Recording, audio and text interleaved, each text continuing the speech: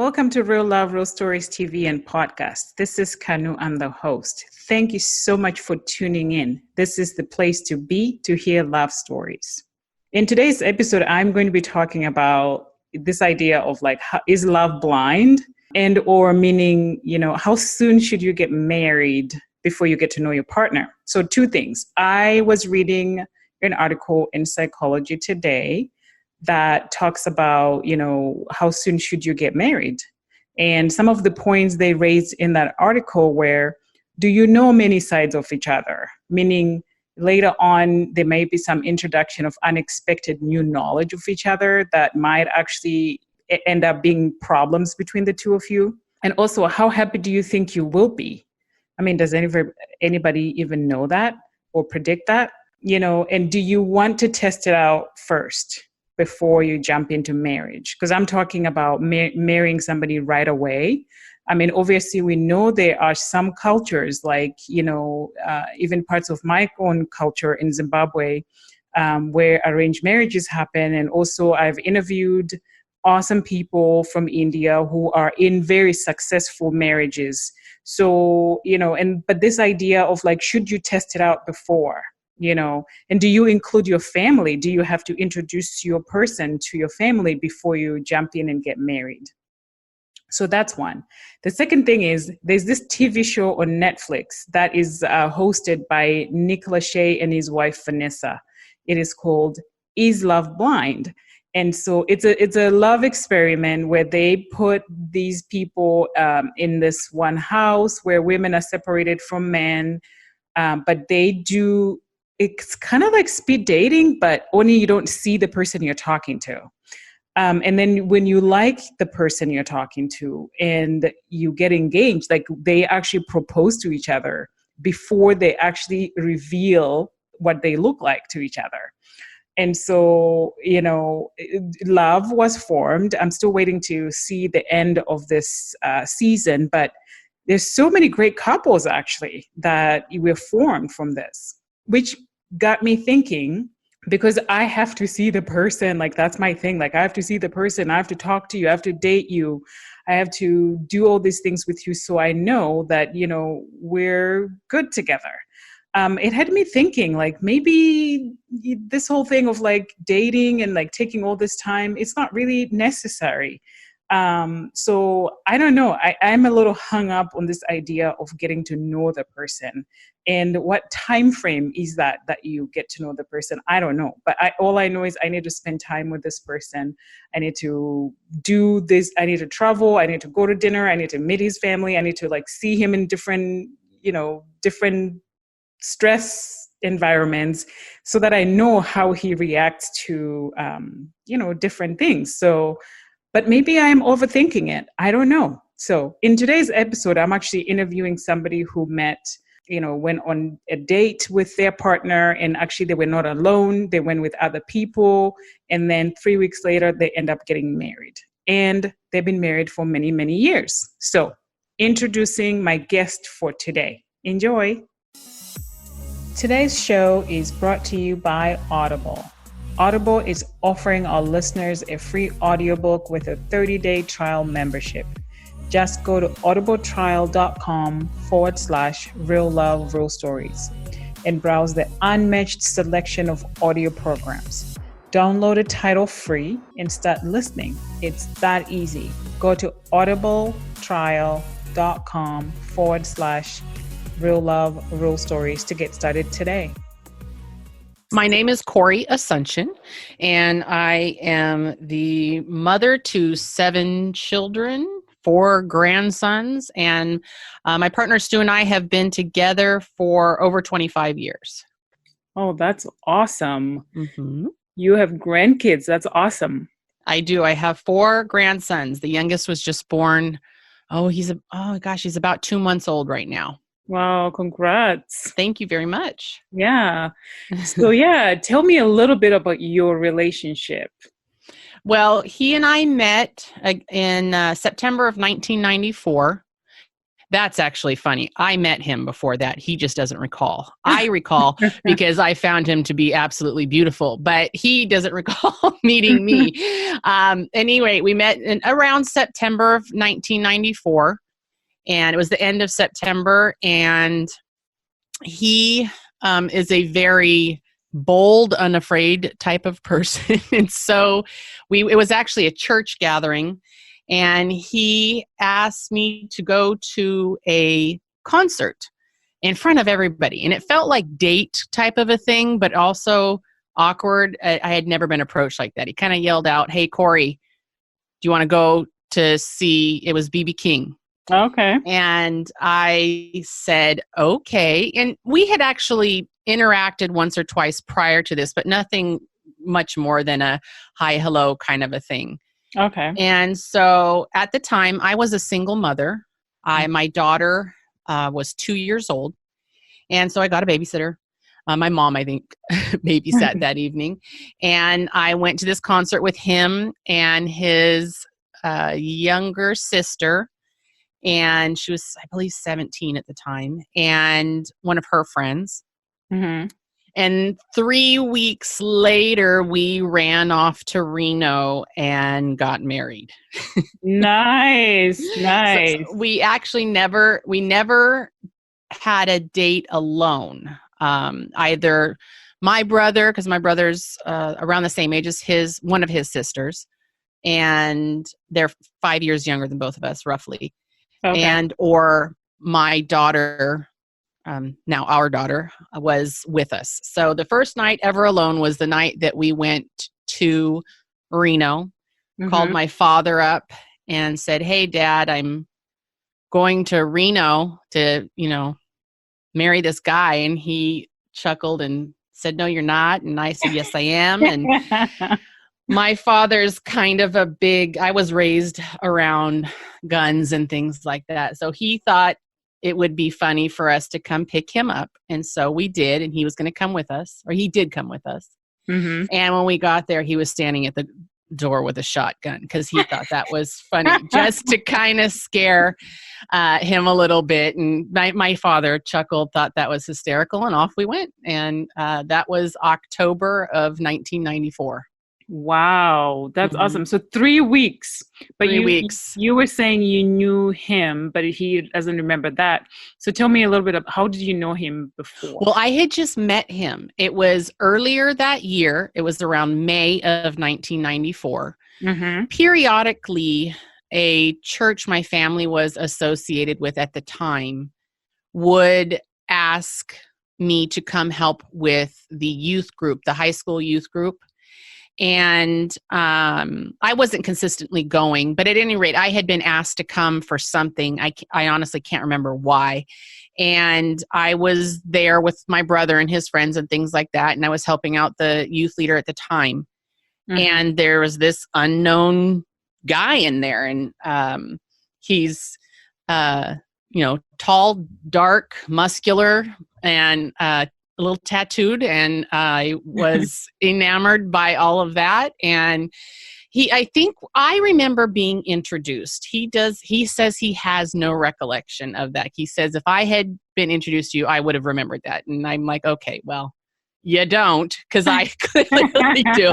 So it wasn't till, September roughly later on that we saw each other again. Oh, okay. So you described him as a tall, dark, tattooed, but can you give us a little bit of an idea of his background and also your background? He was born and raised in Hawaii. Mm-hmm. He is kind of a hodgepodge, but he is Puerto Rican, Filipino, and Portuguese, with a little bit of some other things in there.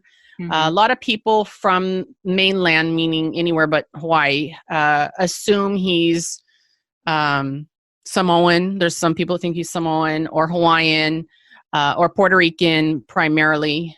He's, darker skinned and full. He's got, beautiful full features. And when he has hair, he shaves his head now.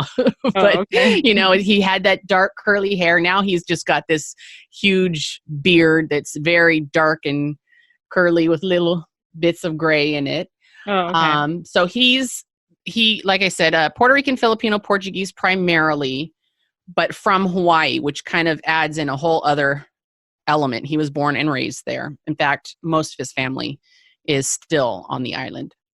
Oh, And okay. then I am all, whatever, Irish, Scottish, French, Danish, all those things. And I was born and raised in Northern California.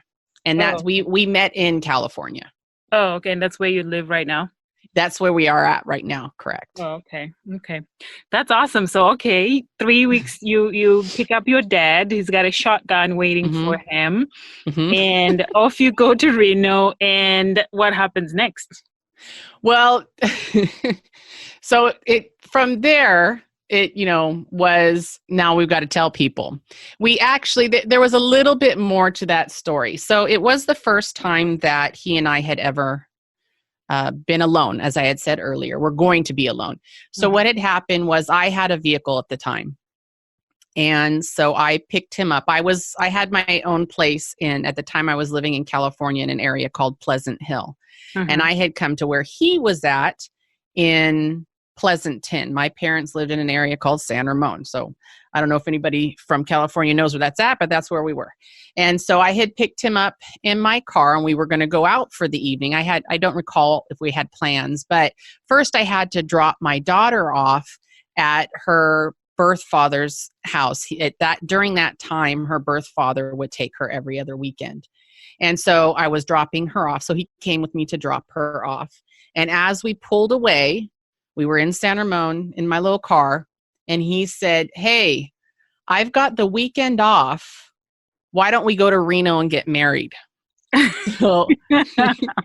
So romantic. So I laughed hysterically for a really extended period of time because I assumed he was joking because I thought this couldn't possibly be serious. Right. And so I made a quick pit stop to a local little store out here. At the time it was called Long's. I think they're called CVS now, and I have an immense sweet tooth. And sometimes when I'm freaking out, I'll eat an exorbitant amount of candy. And I ran into the store, bought a ton of candy bars, and I sat in the car and ate them, laughing and eating them, and then realized he's dead serious. So after I calmed down and I went, you know what? Okay, let's do this. So we went to McDonald's and he called one of his closest friends at the time. I called one of mine to see if they wanted to come with us. They were not able to. And then we spoke with my father, and that's where we called my father and said, "Hey, this is what we're doing. Do you want to go?" And he, made some jokes, and then we went and grabbed him and off we went. Well, after that, there was obviously, now it was the thrill of it all. We had to come back down to reality and tell family members and things like that. And honestly, at the time, since I was already out of the house and I had my own job and I was a mother, I wasn't really nervous to tell anyone because I kind of didn't really care. Right. My family kind of I feel like they've kind of always thought that I do silly, crazy things. So telling my mother was a little bit more nerve-wracking. There was some family stuff going on at the time. And so it kind of probably added to that. And I actually couldn't get a hold of her at first. She was away, and I, ended up getting a hold of her later or something. I actually don't remember all the very specific details, but I do know that when we got home, I actually went to my father's house because we had to drop him off and pick up another car and all of that. And my partner had to call his mother. And that was a whole other ball game. Because see, what had happened was when we left to Reno, he called his sister at the time and said, she was 17, and told her what we were doing. And she said, "I'm coming with you." And he said, "Oh, no. If you come with me, who knows what's going to happen? I'm going to get called in for kidnapping because she was under 18 or something like that. No, you cannot come with me. But here's what you do need to do. At midnight, wake up mom and tell her." So after you got married. well, it was after we had left. I think we left late in the evening.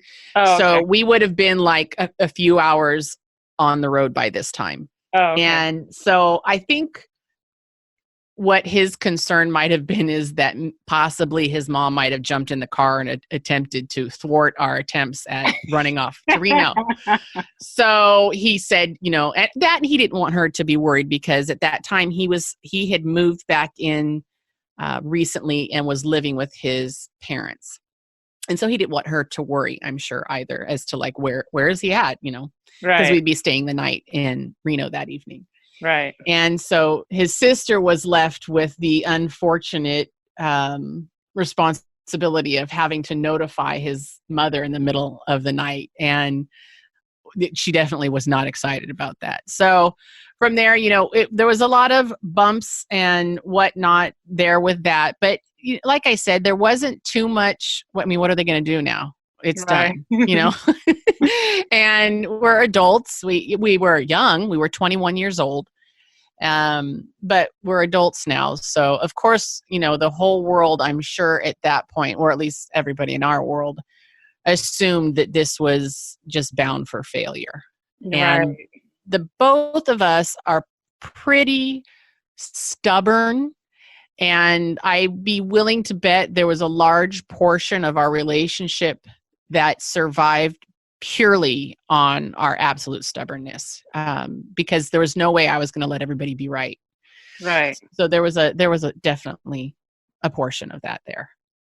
Wow, that's awesome. So how many people ended up being at the event where you were tying the note? Just my father. My father was the only one. Now, 1 year later, my mother and father decided to throw, I guess, I don't know how any other way to word this other than surprise wedding.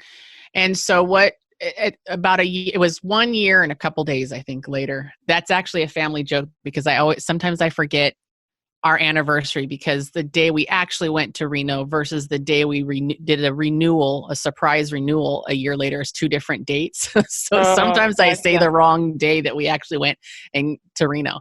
But so anyhow, a year later, they did a surprise renewal. They told us like 1 or 2 weeks in advance. I had 2 weeks to get a dress and find stuff for what was my one bridesmaid and a maid of honor, and him for a groomsman and a best man. And we did a somewhat traditional Hawaiian ceremony 1 year later, where people actually came, and we had cake, and I danced hula for him for one song. And then they sent us off on a little 3-day honeymoon of sorts, which was something we had not done that's a year sweet. prior. That's sweet. Yeah. Yeah, I love that. So your dad went from holding a shotgun to now throwing you guys a surprise wedding. And my father is a little bit of a jokester sometimes. He's actually a really quiet, kind of passive guy, but he thought that was hysterical. That was like, I don't know, his big joke of the century. So we still talk about it all the time, because as my, Stu is kind of a big guy, and a lot of people see him and assume that he's intimidating and scary. So to see my father, who is kind of in stature smaller and thin, and with, facing Stu with his shotgun, was kind of comical altogether, just as a picture in and of itself. Right. That's awesome. So how many years now since you got married? It was 25 years in this past October. So this coming October will be 26 years. Well, happy almost 26-year anniversary. Oh, thank you. That's so awesome. What would you say to somebody who could be in a relationship where, or even people that say you should wait, a certain amount of time? Like what would be your advice to people, or your thoughts? I think that what we chose to do was a huge, heavy duty thing. I don't know. Actually, I do know. I know that at the time I didn't understand the implications of everything that I was doing. I had told myself when I first met him, this is the one I'm going to marry. And I had actually told somebody else that. And Wow. so I had felt that, but obviously when something's new, there's a whole lot of feelings that are in charge. And sometimes those are hard to get in check. And so what I have to say with regards to our situation, that was unique. And I don't think a lot of people would survive. Because to be fair, I think we almost killed each other within the first year and a half. We're both pretty strong and opinionated and stand our ground, and we're kind of loud vocal people. And so we've definitely butted heads that first year and a half, and we've had some massive hurdles to overcome. My opinion of long-term engagements, is that what you mean when someone's engaged for a long period of time? Oh, sure. You're just the thought process that you have to be with someone. There has to be like a courtship. There has to be, that whole process, dating, engaging, and then now getting married. Well, see, I think each relationship is very different. I have, like I said, I have 7 children, and I have 3 at home right now that are in their 20s. Well, one's almost 20. She'll be 20 shortly here. They're dating right now. And it's an interesting thing to be in this position as a parent and watching this occur. And I think the biggest thing is if you are able to be open and communicate, which I think is almost like a lost language with people, the ability to communicate. And it was something that we really struggled with. And I don't mean talking. People can talk to each other all the time. But if you're not able to connect and communicate on a deeper level than just the surface things that are going on through your day to day, that would be a red flag for me. And that was something that took me some time to learn, because we can all just talk, but if we're not able to come together with the desire to create a unity, because I think when you're in a relationship with someone that is turning into an intimate long-term relationship, Mm-hmm. my desire would be for my children is that they see one another as an extension of one another, like that piece that was missing. And so when you choose to unify yourself with another person, regardless of who that person is, and you're looking at it long term, the way that you communicate and the way that you work towards your future should be as if it's one movement together. Mm. And I think that sometimes when I see relationships now, they look at it as 2 very separate things moving in different directions, but think because they are able to have a physical relationship or superficial conversations that it can work for the long term. And I do not believe that it can. And so, saying all that, for some people that can happen right out of the gate. And for Right. some people it cannot. And so I believe that because we are a free people, you are free to do whatever you want, and don't let somebody else tell you what you have to do, because it's not their relationship. It's not Right. their body. So if you are able to sit back and say, I need to do what is the best thing for me, and then you're able to come together with your partner and say, what is the best thing for us if we want to be unified as one and move forward? That's really, really important, requires great communication. And honestly, great communication doesn't happen right out of the gate. But if you both have said, this is what we're going to do, and that's what you're working towards, I don't see a reason to not move forward with that. Nice. I like that. I like that very much. Yeah, this has been so fun talking to you and like learning about your relationship and it definitely, like what you're saying, it's up to you and how you feel about your relationship and all those things, right? That feels good to you. Like Mhm. like you said, you knew that you were going to marry him. So what was that you felt when you first met him that you knew you would marry him? Well, looking back, things are very different now that we've been together for a long time. And, let me just preface by saying it has not been an easy road. We have had some of the most horrifying times that I don't even like to talk about anymore. So it's been a rough road. The Mm-hmm. biggest thing has been saying, okay, you know what? Today I want to, throat punch you. But I really know that and this is a temporary emotional reactive thought I'm having right now.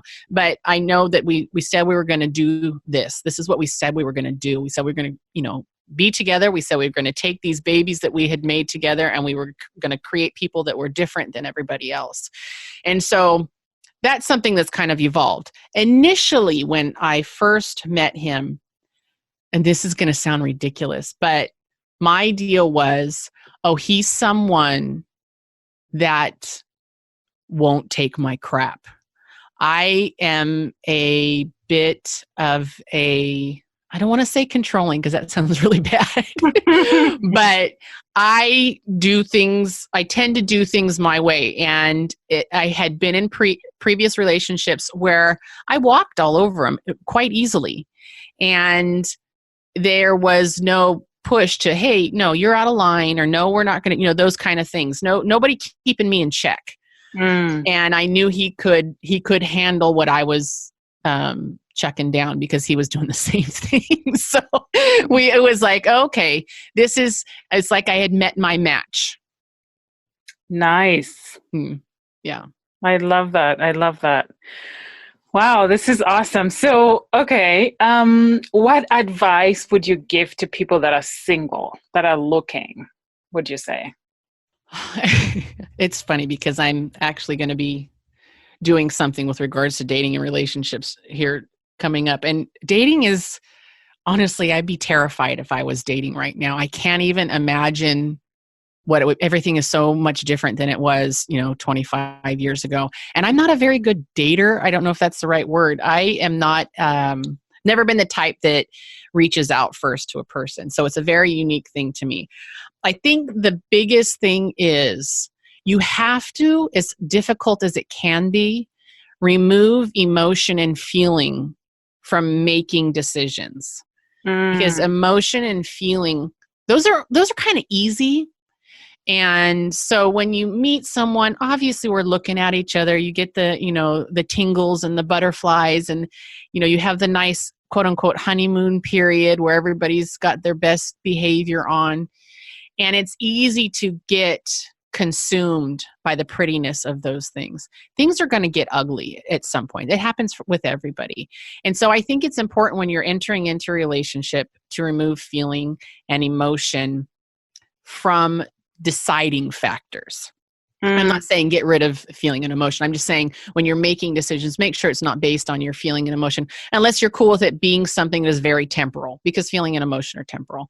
So I guess if I was, telling someone who was single, who was out there dating, first of all, decide what you want and communicate that to the person or people that you're dating. You may decide or desire for a long-term relationship, but this person that you're dating has none. It's it's important to be open about that, I think, fairly early on. I mean, I'm not saying walk in on the date and like, hi, I'm looking for marriage and, my name's Mary.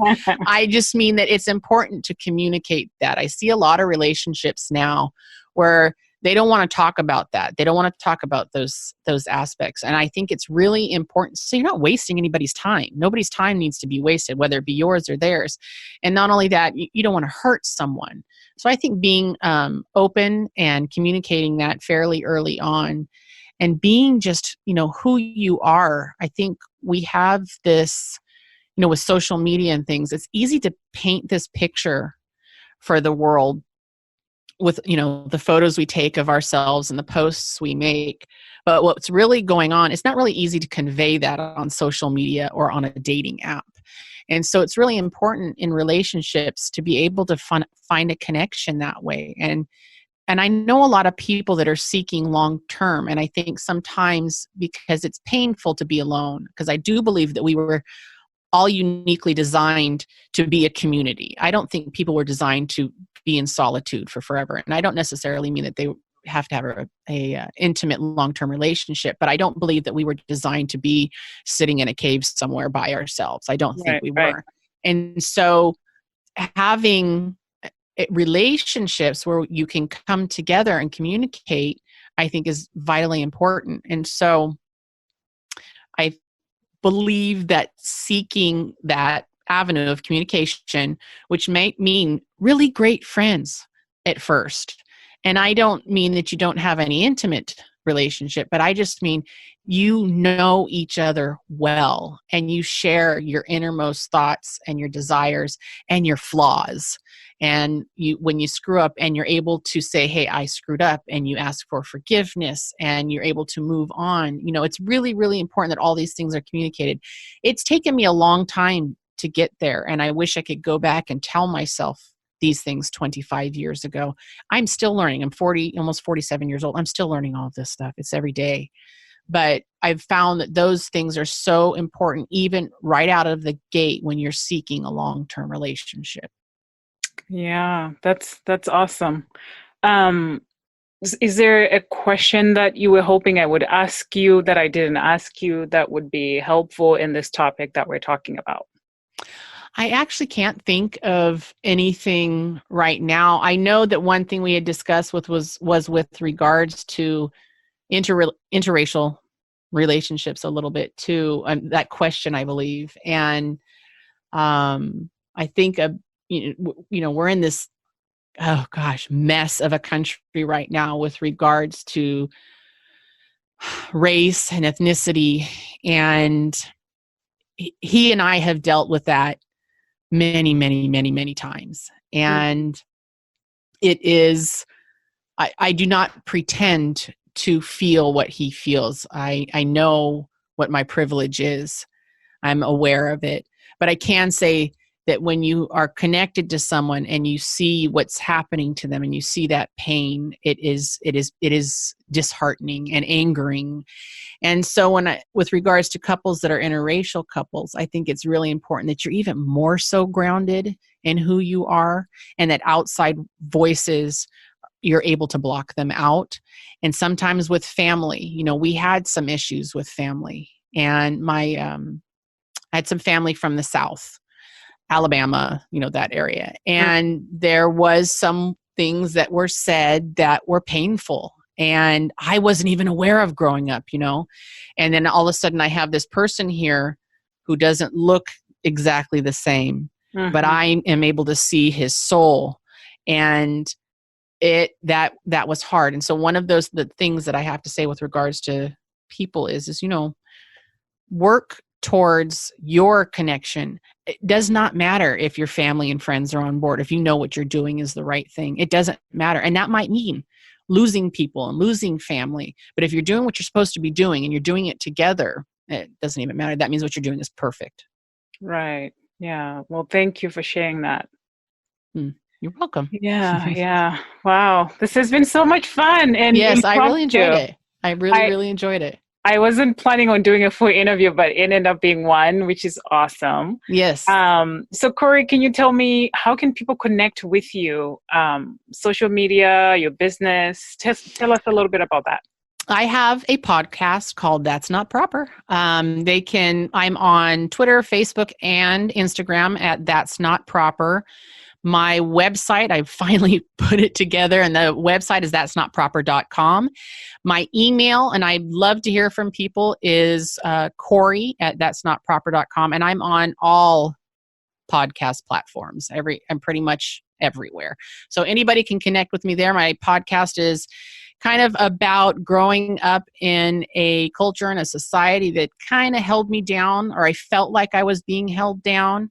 And it took me a while to allow the voice that I knew was always inside there out. One thing I was told a lot growing up was, Cori, that's not proper. And so I listened. I like that. Yeah, I held that down. And so now it's kind of a, I'm making fun of that now, and I'm going in the opposite direction, because I firmly believe that the things I was told that were not proper, I don't believe that was true anymore. Yeah, I like that. I can't wait to listen to some of your episodes, because I can relate to that a lot. Where you grow up, being a certain way. And now I think actually some of those things that I embedded in me are getting in the way of my dating and finding love. Oh, absolutely. I still, on a daily basis almost, it's like I have to go, okay, wait a second. Am I making this assumption or understanding or belief based on Cori now and what she knows? Or am I making this based on the traditions and norms I was kind of told I had to believe way back when? And so there's a lot of that I have to work through on a daily basis. And it's difficult, but it's so freeing. I am so thankful that I've been able to kind of go through this. It's been bumpy, but I'm thankful for it. Oh, that's awesome. Well, thank you for being a part of Real Love, Real Stories and sharing your love journey, sharing the work that you're doing. I Thank really you. appreciate it. Thank you very much. I enjoyed it. Thank you so much for listening and all the way to the end. I am genuinely so grateful. So now you can continue to show your support in a few different ways. The first one is, if you can think of someone who might benefit from this episode, please send it to them. And the second thing is, we all are on social media, Facebook, Instagram, and the like. So please share this episode. And I love it when people tag me to their post. And 3, head over to iTunes. You can leave a review and you can rate this episode. All your feedback is very helpful and it helps this podcast get visible so others can listen to all these great stories. Thank you so much. Till next time.